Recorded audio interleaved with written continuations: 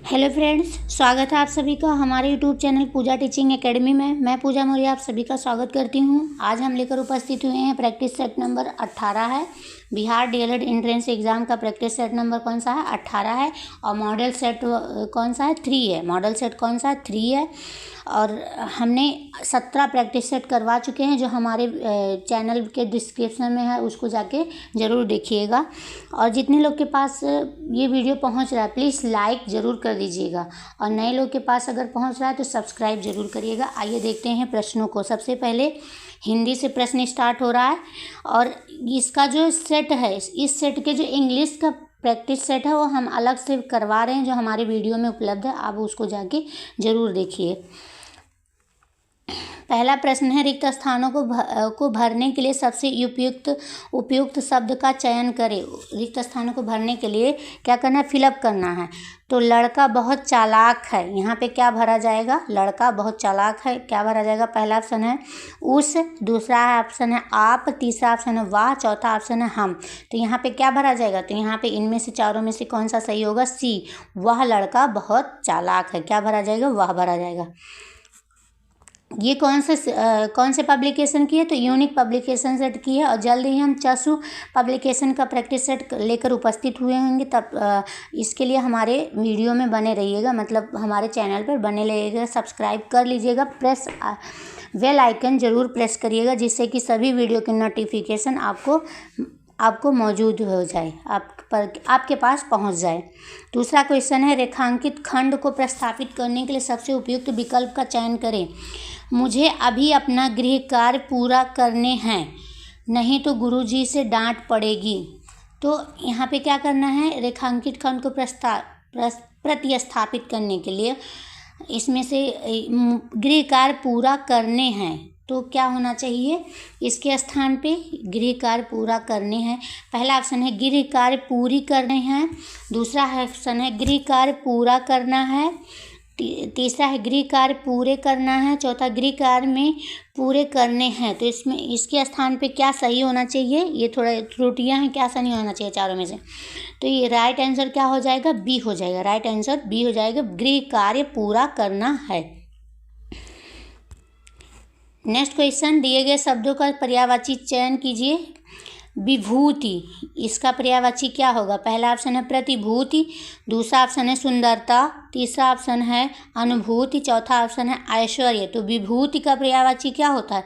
विभूति का पर्यायवाची होता है धन, समृद्धि, प्रतिष्ठा, ये सभी विभूति का पर्यायवाची होता है। तो इसमें से कौन सा होगा? इसमें से यही होगा ऐश्वर्य। ऐश्वर्य का मतलब भी धन होता है। नेक्स्ट क्वेश्चन, दिए गए वाक्य का वह भाग ज्ञात करें जिससे कोई त्रुटि ना हो। इनमें से ऐसा कौन सा भाग है जो त्रुटि ना हो? समाज में रहकर शक्तिशाली लोगों से बैर जाना ठीक नहीं होता। समाज में रहकर शक्तिशाली लोगों से बैर जाना ठीक नहीं होता। पहला ऑप्शन है समाज में रहकर, दूसरा ऑप्शन है बैर जाना, तीसरा ऑप्शन है शक्तिशाली लोगों से, चौथा ठीक नहीं होता। तो क्या छांटना है? इनमें से कोई त्रुटि नहीं है, भाग ज्ञात करें जिसमें कोई त्रुटि है छांटना है, त्रुटि वाला। तो इसमें से मतलब चारों में से किसमें त्रुटि है? तो समाज में रहकर, ये तो सही है, बैर जाना। और तीसरा है शक्तिशाली लोगों से, ये भी सही है, ठीक नहीं होता, ये भी सही है। यहाँ बैर जाना नहीं होगा, क्या होगा? बैर करना होगा। क्या होगा? बैर करना होगा। तो इसका राइट आंसर क्या हो जाएगा? बी हो जाएगा। नेक्स्ट क्वेश्चन, निम्नलिखित में से उस विकल्प का चयन करें जो उल्लू बनाना मुहावरे का अर्थ व्यक्त करता है। उल्लू बनाना, उल्लू बनाने का मुहावरे का अर्थ क्या होगा? पहला ऑप्शन है उल्लू की तरह जागना, दूसरा मूर्ख बनाना, तीसरा बड़ाई करना, चौथा रात को जगाना। तो उल्लू बनाने का क्या होगा? उल्लू बनाने का मुहावरे का क्या अर्थ होगा? कि हमने किसी को मूर्ख बनाया। तो इसका राइट आंसर क्या हो जाएगा? मूर्ख। जैसे कहते हैं ना कि उल्लू बनाया, तो यहाँ पे हो जाएगा मूर्ख बनाया। नेक्स्ट क्वेश्चन, निम्नलिखित में से कौन सा शब्द सफल का विलोम नहीं है? सफल का विलोम नहीं है। पहला ऑप्शन है उत्तीर्ण, दूसरा ऑप्शन है विफल, तीसरा ऑप्शन है असफल, चौथा ऑप्शन है निष्फल। सफल सफल होना यानी कि सक्सेस पा जाना, तो उत्तीर्ण होना यानी कि पास हो जाना, ये तो उसका पर्यायवाची हो जाएगा। सफल का विलोम विफल भी होगा, ये भी होगा, निष्फल भी होगा, असफल भी होगा, ये उत्तीर्ण नहीं होगा, तो राइट आंसर क्या हो जाएगा, ए हो जाएगा answer. Next question, Ram Krishna में कौन सा समास है? राम कृष्ण में पहला ऑप्शन है द्वंद्व समास, दूसरा ऑप्शन है बहुब्रीहि समास, तीसरा ऑप्शन है न समास, चौथा कर्मधारय समास। तो राम कृष्ण, राम और इसका जब समास विग्रह करेंगे तो क्या हो जाएगा, राम और कृष्ण हो जाएगा। क्या लगेगा, राम और कृष्ण। तो और आ गया, तो और जब लगेगा तो यानी कि यहाँ इसमें क्या लगा है, योजक चिन्ह लग जाएगा। योजक चिन्ह में कौन सा समास होगा, द्वंद्व समास। कौन सा, द्वंद्व समास। बहुब्रीहि समास में क्या होता है, बहुब्रीहि समास में कोई अन्य पद प्रधान होता है। और कर्मधारय समास में क्या होता है कि विशेष विशेषण का प्रयोग होता है। नेक्स्ट क्वेश्चन, विसर्ग संबंधी अशुद्धि को ध्यान में रखते हुए शुद्ध शब्द को बताइए। विसर्ग शब्द संबंधी अशुद्धि को ध्यान में रखते हुए शुद्ध शब्द को बताइए। पहला ऑप्शन है आधोपतन, दूसरा है अधधन पतन, तीसरा अधोधन पतन, चौथा आधंधोधन पतन। तो इसका राइट आंसर क्या हो जाएगा, इसका राइट आंसर है विसर्ग के साथ स्वर या व्यंजन की संधि को क्या कहते हैं, विसर्ग संधि कहते हैं। तो यहाँ पे क्या हो जाएगा, अधधन पतन। इसका राइट आंसर क्या हो जाएगा, अधधन पतन। राइट आंसर बी हो जाएगा। क्या हो जाएगा, अधोपतन। क्या हो जाएगा, अधधन पतन बराबर क्या हो जाएगा, अधोपतन। नेक्स्ट क्वेश्चन, लिंग संबंधी संशोधन करते हुए सही वाक्य को इंगित करें। लिंग संबंधी संशोधन, पहला ऑप्शन है वह बुद्धिमान स्त्री है, दूसरा ऑप्शन है वह बुद्धिमती स्त्री है, तीसरा है वह बुद्धिमानी स्त्री है, चौथा ऑप्शन है वह बुद्धिमती स्त्री है। तो इसमें से लिंग संबंधी शुद्ध वाक्य कौन सा है, तो स्त्री के साथ क्या लगेगा, बुद्धिमती, और वो पुरुष के साथ क्या होता है, बुद्धिमान। तो यहाँ बुद्धिमती स्त्री, वह बुद्धिमती स्त्री है। इसका राइट आंसर बी हो जाएगा। नेक्स्ट क्वेश्चन, अंतः धन राष्ट्रीय शब्द में संधि निर्देश कीजिए। पहला ऑप्शन है स्वर संधि, दूसरा ऑप्शन है विसर्ग संधि, तीसरा ऑप्शन है व्यंजन संधि, चौथा ऑप्शन है दीर्घ संधि। तो यहाँ पे क्या लगा, विसर्ग का प्रयोग लगा है, तो कौन सा हो जाएगा, विसर्ग संधि होगा। क्या, अंतर्राष्ट्रीय, क्या हो जाएगा, अंतर्राष्ट्रीय हो जाएगा। तो यहाँ पे कौन सी संधि, विसर्ग संधि हो जाएगी। नेक्स्ट क्वेश्चन, निम्नलिखित ध्वनियों में से बताइए कि कौन सा वर्ण ओष्ठ्य नहीं है। ओष्ठ्य से बोले जाने वाला शब्द वर्ण नहीं है। पहला ऑप्शन है माँ, दूसरा ऑप्शन है पा, तीसरा ऑप्शन है फा, चौथा ऑप्शन है भा। तो ओष्ठ्य से बोले जाने वाले वर्ण नहीं है, तो कौन सा नहीं है, उपपद्मीय नाम ओष्ठा, उपपद्मीय नाम ओष्ठा। तो पा भी ओष्ठा से बोला जाता है, भा भी ओष्ठा से बोला जाता है, भा भी बोला जाता है, फा भी बोला जाता है। यहाँ जो माँ है, माँ ओष्ठ है और नासिक से बोला जाता है, माँ ओष्ठ है और नासिक से बोला जाता है, इसलिए इसका राइट आंसर क्या हो जाएगा, ए हो जाएगा। नेक्स्ट क्वेश्चन, मुहावरे का अर्थ, आस्तीन का साफ होना। आस्तीन का साफ होना मुहावरे का क्या अर्थ होगा। पहला ऑप्शन है विषाक्त होना, दूसरा ऑप्शन है चंचल होना, तीसरा ऑप्शन है विश्वासघाती होना, चौथा मूर्खतापूर्ण कार्य करना। तो आस्तीन का साफ होना मतलब कि हमारा सगा भी रह के हमारे साथ विश्वासघात रहते, यानी कि इसका क्या हो जाएगा, विश्वासघाती होना। राइट आंसर क्या हो जाएगा, सी हो जाएगा। नेक्स्ट क्वेश्चन, रसराज की संज्ञा दी गई है। किस रस को रसराज की संज्ञा दी गई है, किसे रसराज कहा जाता है। पहला ऑप्शन है करुण रस को, दूसरा श्रृंगार रस को, तीसरा शांत रस को, चौथा वीर रस को। तो किस रस को रसराज की संज्ञा दी गई है, श्रृंगार रस को क्या कहा जाता है, रसराज कहा जाता है। क्या कहा जाता है, रसराज कहा जाता है। नेक्स्ट क्वेश्चन, वर्तनी की शुद्धता को ध्यान में रखते हुए आग शब्द के लिए प्रयुक्त शुद्ध हिंदी शब्द कौन सा है। पहला ऑप्शन है अनिल, दूसरा ऑप्शन है अनल, तीसरा ऑप्शन है आनल, चौथा आनिल। तो आग शब्द के लिए प्रयुक्त शुद्ध शब्द हिंदी शब्द का कौन सा है, तो आग शब्द के लिए प्रयुक्त हिंदी शब्द में कौन सा है, अनल जो है इसी को आग कहते हैं। क्या कहते हैं, आग कहते हैं। और अनिल का जो अर्थ होता है उसका क्या होता है, हवा होता है। क्या होता है, हवा होता है। अनल जो है आग होता है। और ये आनल आनिल ये तो गलत है। नेक्स्ट क्वेश्चन, व्यंजनों में बताइए कि कौन सा वर्ण महाप्राण है। पहला ऑप्शन है का, दूसरा ऑप्शन है खा, तीसरा ऑप्शन है गा, चौथा ऑप्शन है अंगा। यहाँ जो का है, का है, गा है, अंगा है, ये कौन से होंगे? अल्प प्राण होंगे। कौन से होंगे? अल्प प्राण होंगे। और ये खा जो है महाप्राण है, इसलिए राइट आंसर क्या हो जाएगा? बी हो जाएगा। नेक्स्ट क्वेश्चन, निम्नलिखित में से वचन संबंधी संशोधन को दृष्टिगत रखते हुए सही वाक्य को इंगित करें। सही वाक्य छांटना है। पहला ऑप्शन है वह अनेक विद्या जानता है, दूसरा वह अनेकों विद्या जानता है, तीसरा वह अनेक विद्याएं जानता है, चौथा वह अनेकों विद्याएं जानता है। तो इसमें से सही वाक्य वाला शब्द कौन सा है? सही वाक्य वाला शब्द तो इसमें से है वह अनेक विद्याएं जानता है। राइट आंसर क्या हो जाएगा? सी हो जाएगा। अनेक विद्याएं जानता है मतलब कई प्रकार की विद्याएं जानता है। नेक्स्ट क्वेश्चन है, काव्य के आस्वादन से जो आनंद प्राप्त होता है उसे क्या कहते हैं? काव्य के आस्वादन से पहला ऑप्शन है रस, दूसरा ऑप्शन है उपसर्ग, तीसरा ऑप्शन है छंद, चौथा ऑप्शन है अलंकार।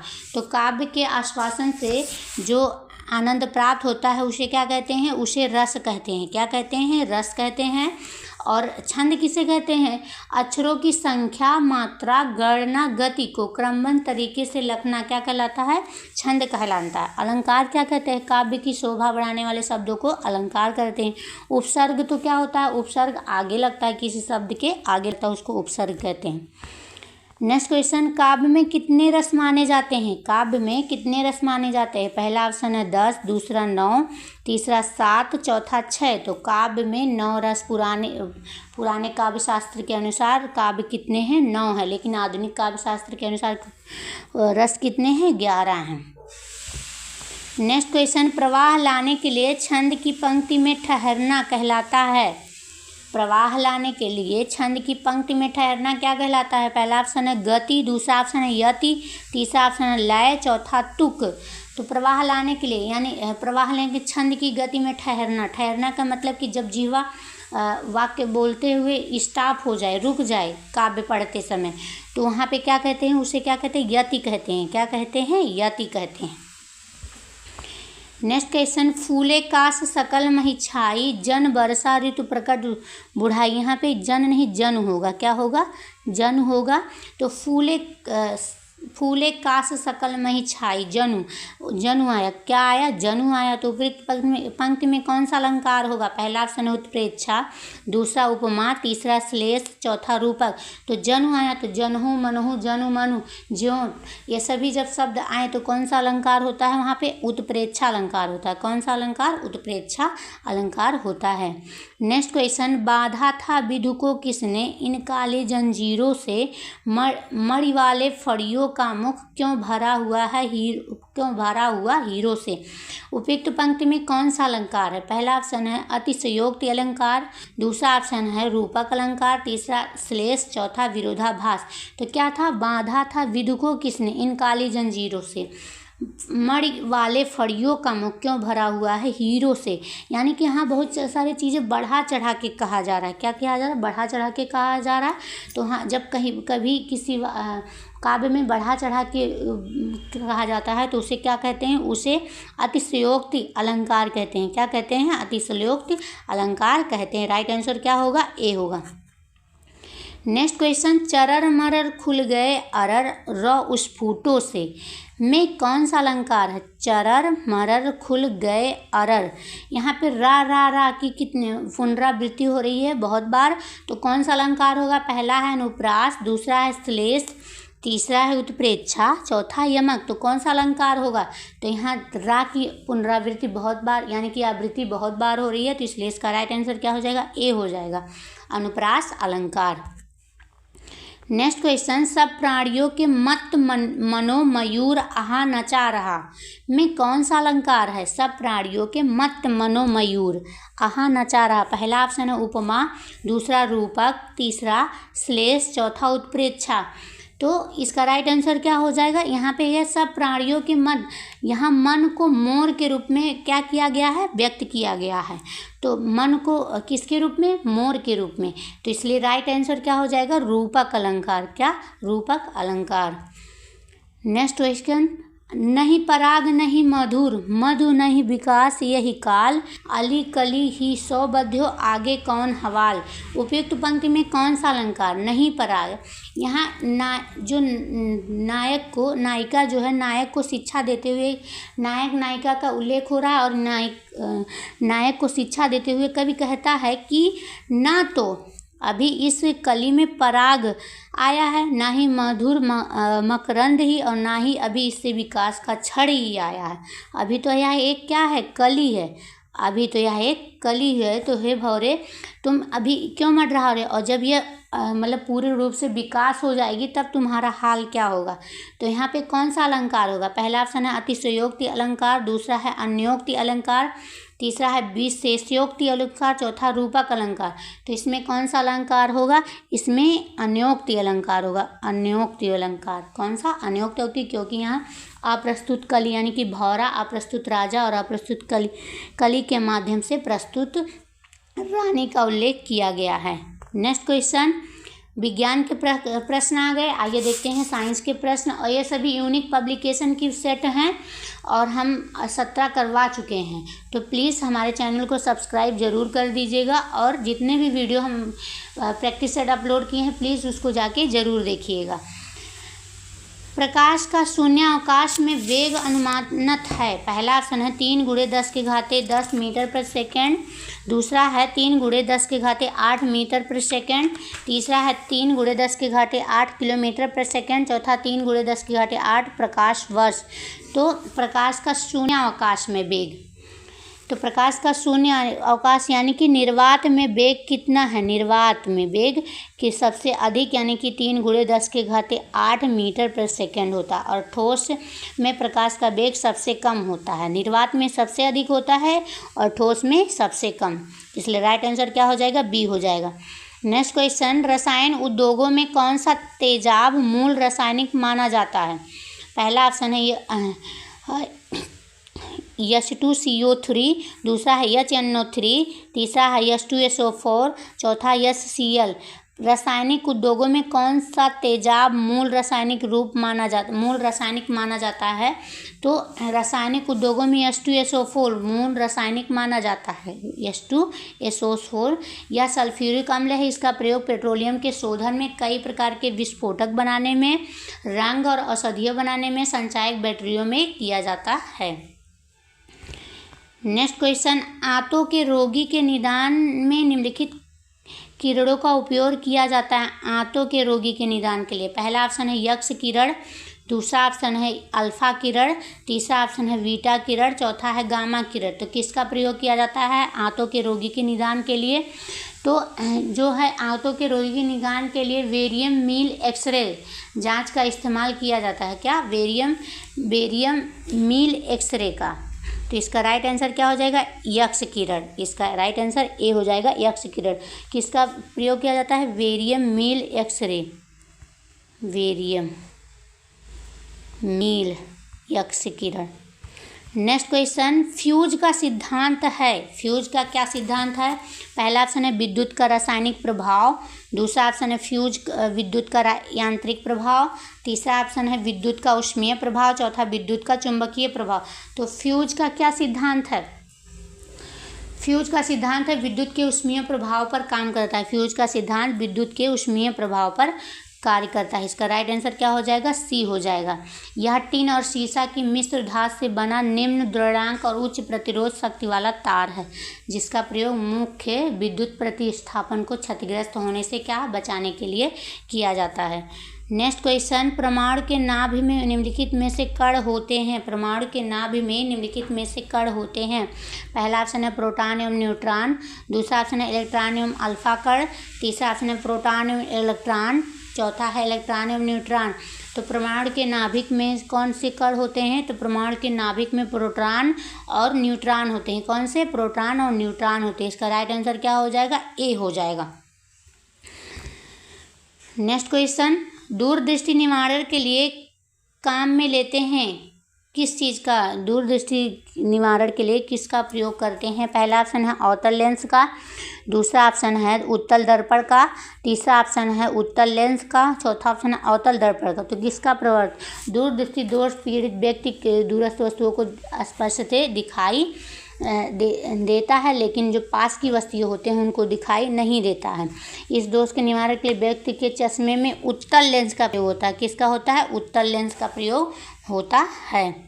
नेक्स्ट क्वेश्चन, दोपहर के 12 बजे किस दिशा में इंद्रधनुष दिखाई देता है? पहला ऑप्शन है पश्चिम में, दूसरा ऑप्शन है दक्षिण में, तीसरा ऑप्शन है पूर्व में, चौथा ऑप्शन है यहाँ नहीं देख सकते। तो दोपहर के 12 बजे सूर्य सीधे सिर के ऊपर होता है। सूर्य क्या होता है? सीधे सिर के ऊपर होते हैं, अतः प्रकाश का अपवर्तन वर्षा की बूंदों में नहीं हो पाता, इसलिए हमें इंद्रधनुष दिखाई नहीं देगा।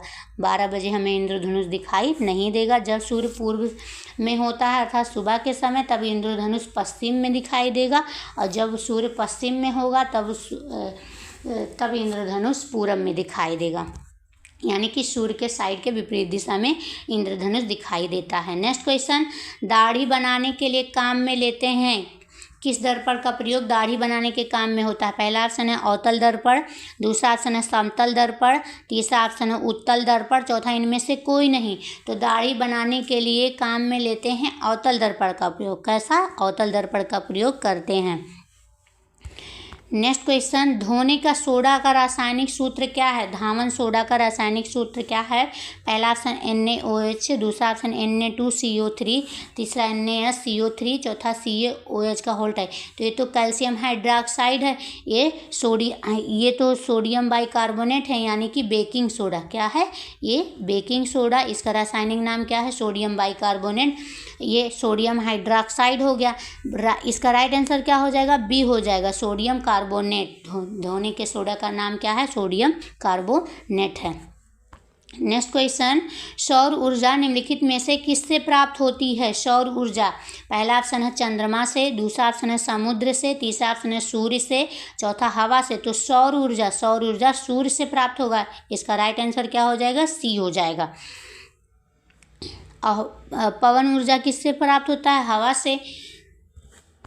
नेक्स्ट क्वेश्चन, ठोस कपूर से कपूर वाष्प बनने की प्रक्रिया को क्या कहते हैं? यानी कि ठोस रूप में रहता है और वाष्प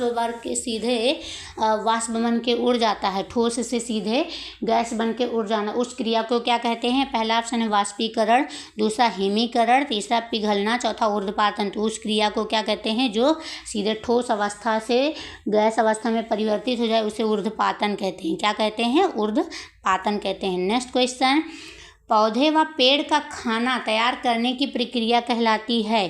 पहला ऑप्शन है कार्बोहाइड्रोलिसिस, दूसरा है मेटाबॉलिक सिंथेसिस, तीसरा है फोटोसेंसिटाइजेशन, चौथा फोटोसिंथेसिस। तो पौधे और पेड़ का खाना तैयार करने की प्रक्रिया को क्या कहते हैं? प्रकाश संश्लेषण कहते हैं। क्या कहते हैं? प्रकाश संश्लेषण। तो इसका राइट आंसर क्या हो जाएगा? डी हो जाएगा, फोटोसिंथेसिस कहते हैं। नेक्स्ट क्वेश्चन, निम्न में से कौन सा धातु अर्धचालक की तरह ट्रांजैक्शन में प्रयोग होती है?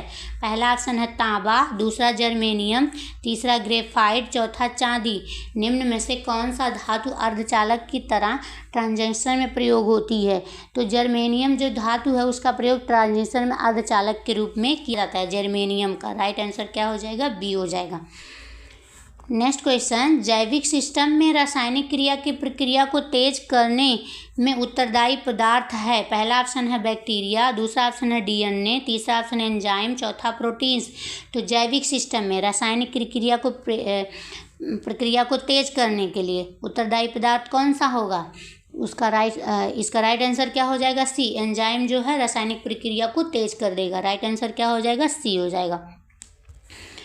नेक्स्ट क्वेश्चन, निम्नलिखित में से किसकी कमी से मनुष्य में मधुमेह होता है? किसकी कमी से? पहला ऑप्शन है ग्लाइसिन, दूसरा ऑप्शन है हीमोग्लोबिन, तीसरा ऑप्शन है हिस्टामिन, चौथा इंसुलिन। तो इंसुलिन की कमी से मनुष्य को क्या होता है? मधुमेह रोग होता है।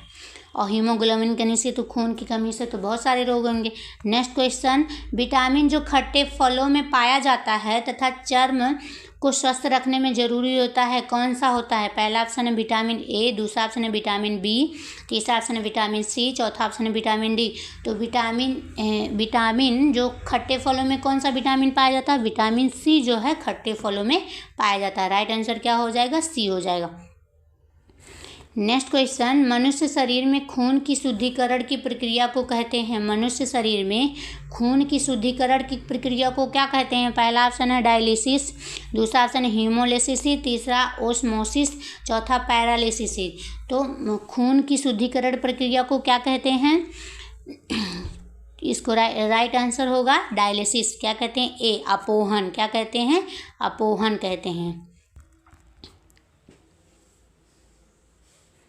नेक्स्ट क्वेश्चन, टरबाइन एवं डायनमो से बिजली प्राप्त करने में किस ऊर्जा को विद्युत ऊर्जा में परिवर्तित करते हैं?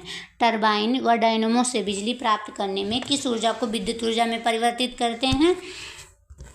पहला ऑप्शन है रासायनिक ऊर्जा, दूसरा ऑप्शन है सौर ऊर्जा, तीसरा ऑप्शन है मैकेनिकल ऊर्जा, चौथा है मैग्नेटिक ऊर्जा। तो जो विद्युत जनित के द्वारा यांत्रिक ऊर्जा को यानी कि मैकेनिकल ऊर्जा को विद्युत ऊर्जा में बदला जाता है। राइट आंसर क्या हो जाएगा? सी हो जाएगा। नेक्स्ट क्वेश्चन, पढ़ने में काम आने वाले ग्लासेस किस प्रकार के लेंस से बनते हैं? पहला ऑप्शन है अवतल, दूसरा उत्तल, तीसरा साधारण, चौथा ए और बी दोनों। तो पढ़ाई का काम सामान्य रूप से नज़दीक से ही किया जाता है, किंतु कक्षाओं में ब्लैक बोर्ड पर लिखित टेक्स्ट को पढ़ना भी पढ़ाई का काम होता है। इसलिए निकट दृष्टि दोष से पीड़ित व्यक्ति अपने निकट की वस्तुओं को स्पष्ट देख लेता, लेकिन दूर से अधिक दूरी पर वस्तुओं को स्पष्ट नहीं देख सकता। ऐसे दोष वाले व्यक्तियों को चश्मे में अवतल लेंस लगाने की सलाह दी जाती है। इसके विपरीत दूर दृष्टि वालों को उत्तल लेंस की। इसलिए इसका राइट आंसर क्या हो जाएगा? अवतल और उत्तल दोनों। राइट आंसर डी हो जाएगा। नेक्स्ट क्वेश्चन, गैस पदार्थों में कणों के बीच की गति होती है, कैसी होती है? पहला ऑप्शन है यादृच्छिक, दूसरा रैखिक, तीसरा वित्तीय, चौथा स्पंदनात्मक। तो गैस पदार्थों में कणों के बीच की गति कैसी होती है? यादृच्छिक होती है। कैसी होती है? यादृच्छिक होती है, क्योंकि गैसीय अणुओं के बीच अंतरा आणविक बल बहुत कमजोर होता है तथा अणुओं के आपसी टकराव के कारण इनकी गति जो है यादृच्छिक हो जाती है। नेक्स्ट, अब आ गया जीके जीएस के प्रश्न। आइए देखते हैं इन प्रश्नों को। इन देशों में कौन सा देश संयुक्त राष्ट्र संघ की सुरक्षा परिषद का स्थायी सदस्य नहीं है? पहला ऑप्शन है फ्रांस, दूसरा ऑप्शन है जर्मनी, तीसरा ऑप्शन है चीन, चौथा ऑप्शन है यूनाइटेड किंगडम। तो संयुक्त राष्ट्र संघ की सुरक्षा परिषद का स्थायी सदस्य इनमें से कौन नहीं है? तो संयुक्त अस्थायी सदस्य कितने हैं? 5 हैं। कितने हैं? 5 हैं। और कौन कौन सा? चीन हो गया एक, चीन हो गया, फ्रांस हो गया, रूस हो गया, उसके बाद great Britain, UK, United kingdom 4 हो गया। उसके बाद संयुक्त राज्य अमेरिका हो गया। अमेरिका हो गया। यहाँ पे किसका नाम नहीं लिया गया? जर्मनी का नाम नहीं लिया गया। इसलिए राइट आंसर क्या हो जाएगा? बी हो जाएगा। संयुक्त राष्ट्र संघ की सुरक्षा परिषद में कितने अस्थायी सदस्य हैं? 5 अस्थायी सदस्य हैं। कौन हो गया? चीन हो गया, फ्रांस हो गया, रूस हो गया, यूनाइटेड किंगडम हो गया और अमेरिका हो गया। जर्मनी नहीं है। नेक्स्ट क्वेश्चन, वह कौन सा एकमात्र भारतीय है जिसको ग्रेट ब्रिटेन ने लॉर्ड का खिताब दिया है? पहला ऑप्शन है स्वर्ण सिंह,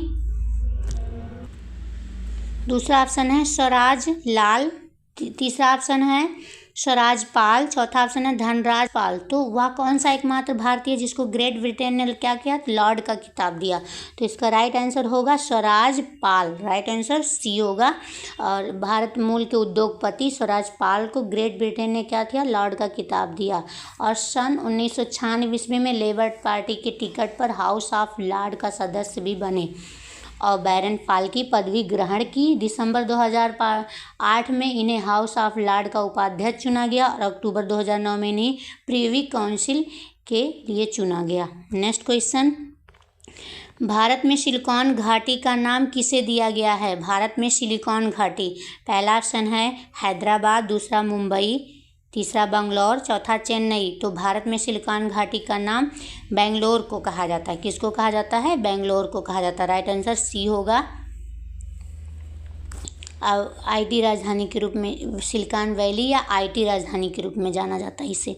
नेक्स्ट क्वेश्चन, रामेश्वरम किस राज्य का हिस्सा है? रामेश्वरम किस राज्य का हिस्सा है? पहला ऑप्शन है आंध्र प्रदेश, दूसरा ऑप्शन है पश्चिम बंगाल, तीसरा ऑप्शन है तमिलनाडु, चौथा ऑप्शन है केरल। तो रामेश्वरम जो है तमिलनाडु के कन्याकुमारी जिले में स्थित है। रामेश्वरम तमिलनाडु के कन्याकुमारी जिले में स्थित है। राइट आंसर इसका क्या होगा? सी होगा। पोखरण सेकंड परीक्षण कब किया गया? पोखरण सेकंड परीक्षण कब किया गया? पहला ऑप्शन है 11 जून 1998, दूसरा ऑप्शन है 9 जून 1998, तीसरा ऑप्शन है 11 मई 1998, चौथा ऑप्शन है 20 मई 1998। तो पोखरण सेकंड भारत में प्रधानमंत्री इंदिरा गांधी के कार्यकाल में 1974 ईस्वी में पहला परमाणु परीक्षण हुआ था। 1974 ईस्वी में पहला परमाणु परीक्षण हुआ था। और फिर प्रधानमंत्री अटल बिहारी वाजपेयी सरकार के कार्यकाल में पोखरण में 11 और 13 मई 1998 का दूसरा परमाणु परीक्षण हुआ। इसी उपलब्धि की याद में प्रत्येक साल 11 मई को राष्ट्रीय तकनीक दिवस मनाया जाता है। तो इसका राइट आंसर क्या हो जाएगा? 11 मई 1998 सी। और किसके कार्यकाल में? अटल बिहारी वाजपेयी के काल में।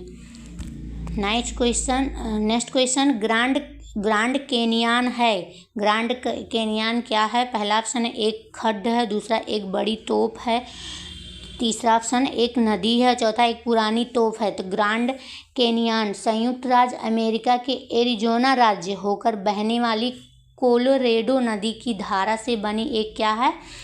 खड्ड है, तंग घाटी जिसे कहते हैं। क्या कहते हैं? तंग घाटी कहते हैं। क्या है? एक खड्ड है। और किस राज्य से बहने वाली? एरिजोना राज्य से होकर बहने वाली। और किस देश में? अमेरिका देश में। राइट आंसर क्या है? एक खड्ड है। नेक्स्ट क्वेश्चन, किसी स्थान का मानक समय निर्धारित करने का आधार होता है। पहला ऑप्शन है देशांतर रेखा, दूसरा ऑप्शन है अक्षांश रेखा, तीसरा ऑप्शन अंतर्राष्ट्रीय तिथि रेखा, चौथा ऑप्शन है प्रधान मध्याह्न रेखा। तो इसका राइट आंसर क्या हो जाएगा?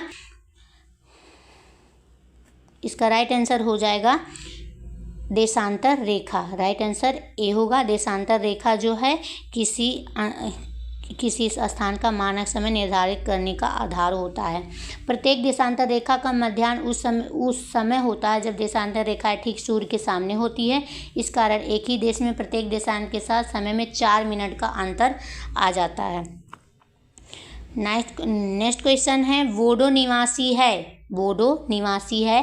पहला ऑप्शन है गारो पहाड़ी के, दूसरा ऑप्शन है संथाल परगना के, तीसरा ऑप्शन अमेजन बेसिन के, चौथा मध्य प्रदेश के। तो बोडो जो जनजाति है भारत के पूर्वी भागों में, यानी कि गारो पहाड़ी के निवासी है भारत के पूर्वी भागों में। इसका राइट आंसर ए होगा। यह मुख्य रूप से असम, मेघालय और मिजोरम में पाए जाते हैं। नेक्स्ट क्वेश्चन, पनामा नहर जोड़ती है। पनामा नहर किसको किसको जोड़ती है? पहला ऑप्शन है उत्तरी अमेरिका और दक्षिणी अमेरिका को, दूसरा ऑप्शन है प्रशांत महासागर और हिंद महासागर को, तीसरा ऑप्शन है लाल सागर और भूमध्य सागर को, चौथा हिंद महासागर और प्रशांत महासागर को। तो पनामा जो नहर है ये उत्तरी अमेरिका को दक्षिणी अमेरिका से अलग करती है। क्या करती है? अलग करती है। और यह अटलांटिक यानी कि अंध महासागर और प्रशांत महासागर को मिलाती है। राइट आंसर बी होगा। और किसको अलग करती है? उत्तरी अमेरिका को दक्षिणी अमेरिका से अलग करती है। नेक्स्ट क्वेश्चन, माउंट एटना है। माउंट एटना क्या है? पहला ऑप्शन है एक पर्वत है, दूसरा एक पर्वत शिखर है, तीसरा एक ज्वालामुखी है, चौथा एक पठार है। तो माउंट एटना क्या है? माउंट एटना एक सक्रिय ज्वालामुखी है जो यूरोप के इटली देश के सिसिली नामक स्थान पर अवस्थित है। कहाँ? यूरोप के इटली देश के सिसिली नामक स्थान पर स्थित है। क्या है?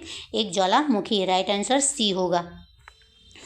हिमालय का पर्वत पदीय प्रदेश है। पहला ऑप्शन है ट्रांस हिमालय, दूसरा शिवालिक हिमालय, तीसरा बृहत हिमालय, चौथा अरावली।